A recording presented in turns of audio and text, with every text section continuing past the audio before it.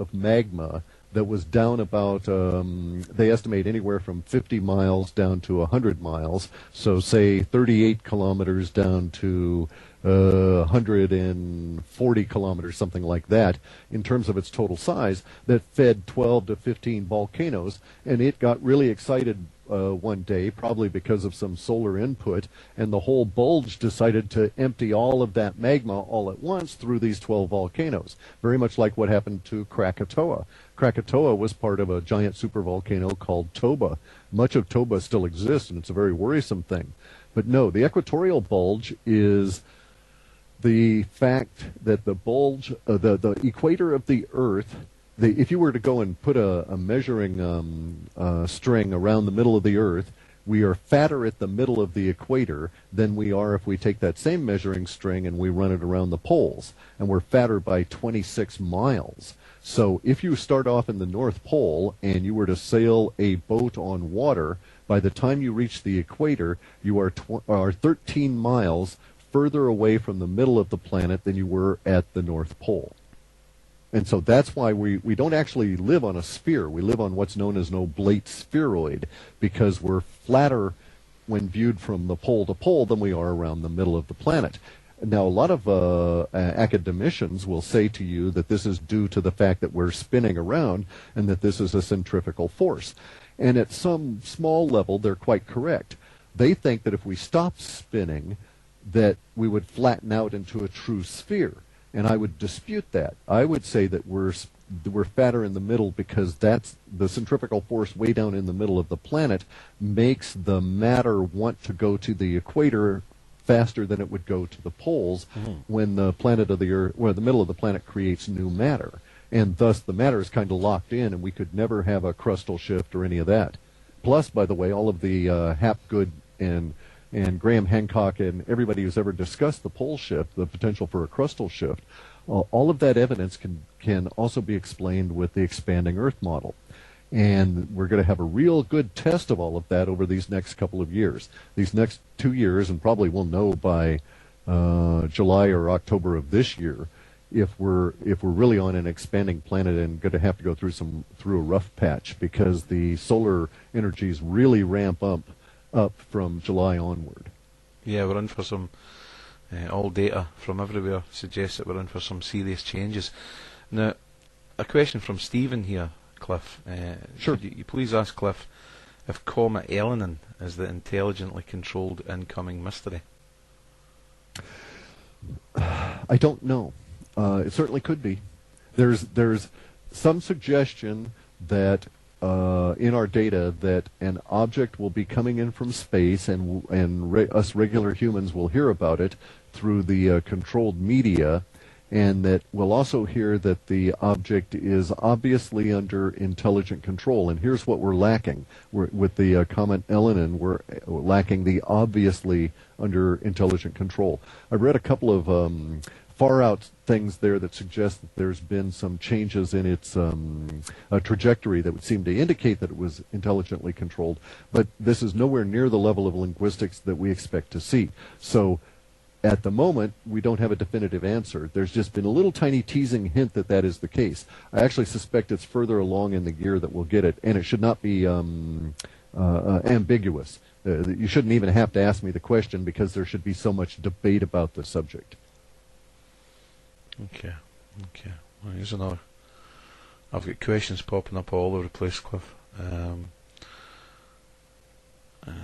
From Disaster Cat. Please ask Cliff if we get a chance, is there any updates on current runs about the situation in Ireland? We haven't gotten to that part in the spiders.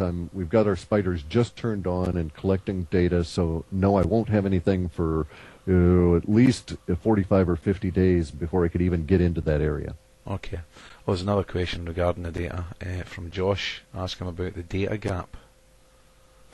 Yeah, the data gap is worrisome. There's been an alternative explanation by George Ure that has some credence at the moment. Okay, the data gap is a we've had like a Swiss cheese kind of an effect show up within our model space as we've moved forward to 2012 that was quite disconcerting because we can find no reason or artifact within our programming that would suggest that this should occur.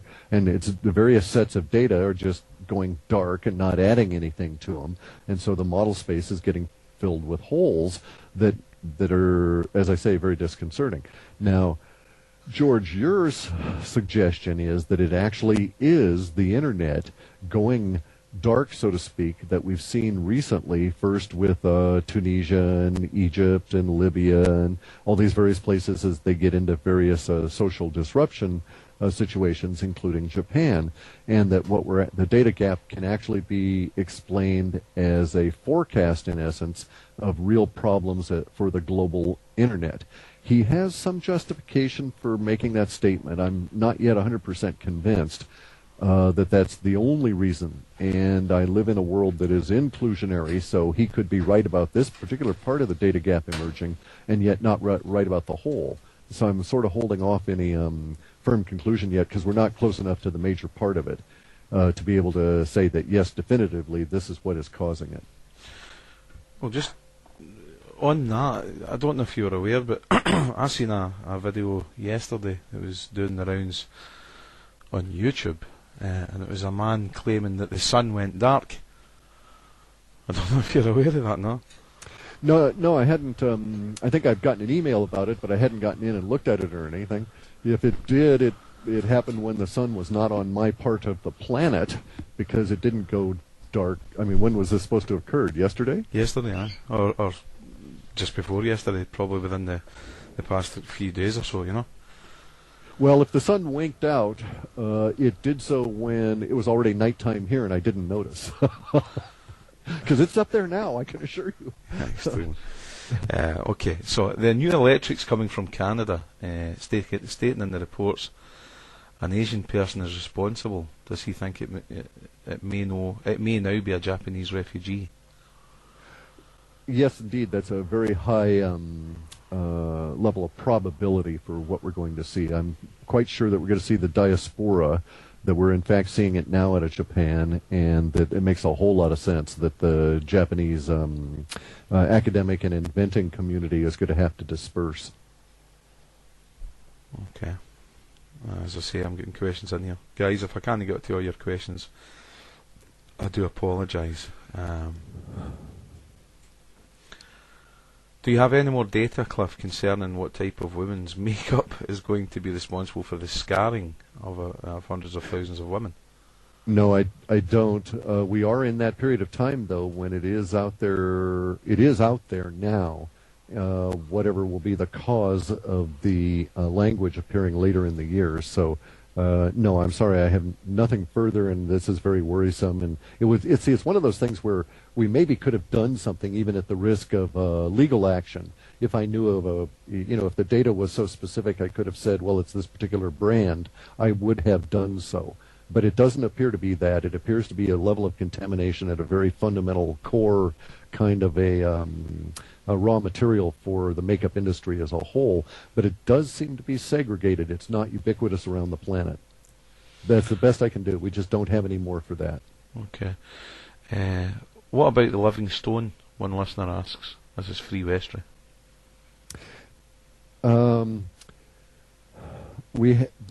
The last time we checked, that set was still growing, and there were new areas of growth, but I didn't get around to doing the interpretation on the new areas of growth because I had was otherwise occupied. That was one of the first things I was going to get into as we do this next run. And so it's kind of like, ask me again in about 4 weeks, because I'm very curious about that myself. Okay. This is, by the way, the whole living stone thing in our report. It comes from that part of the officially unknown and decidedly odd part of reality. And the data seems to suggest that somehow we'll be dealing with a communication or some, I don't know, I don't want to say communication, but at least knowledge of another kind of a life form relative to what we now think is the inorganics. So it could manifest in any way. You may have a weird scientist that comes up and says, rocks are alive, and it creates all of this language that then percolates up, and eventually we get the linguistic set that we interpreted as living stones or living rocks. But it could also come up in other different ways within the mainstream media and still meet the same criteria. But as I say, though, I'm very fascinated with that. Sure. Question coming in for you. Exactly what countries will be split in Europe between wet and cold and dry?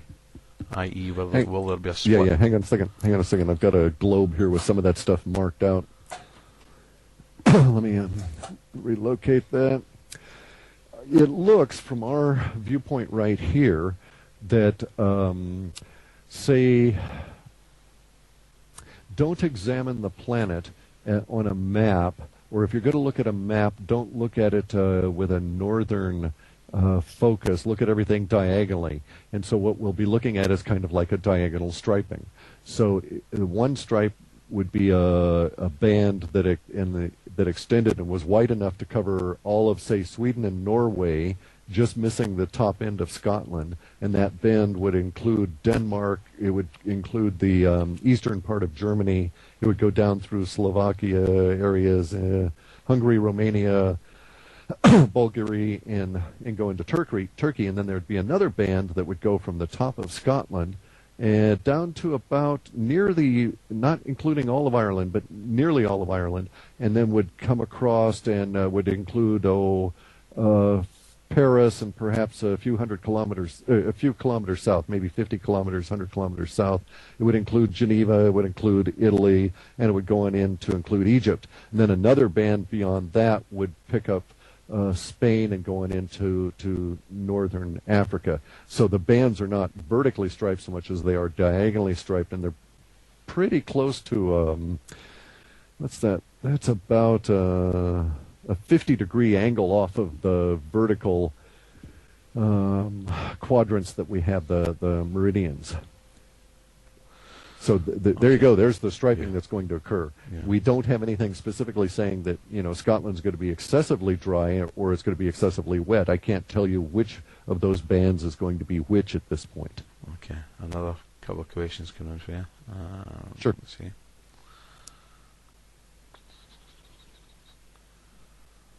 Just if I scroll back to here, and this is from Ruama. Nice to see you on the chat, Ruama. Can you ask Clif if he sees a revolution in the UK or in the good old US of A? Sees a which now? A revolution. Yes, I do actually. Not in. Well, okay. How do we want to say this? There's a difference between rebellion and revolution. Rebellion seeks to preserve the structure and replace the corrupt leaders at the top. Revolution seeks to upset the entire structure. So UK is going into revolution initially. US is going into rebellion. We don't have it determined yet whether the US will slide into revolution. Okay, well, we'll lead on to that in a wee while with the Birkenhead thing. I know you maybe wanted to speak about that. I'm sorry, we're breaking up a little bit here. Sorry, the Birkenhead situation that we had down in England. Oh yeah, with your the sovereign individual.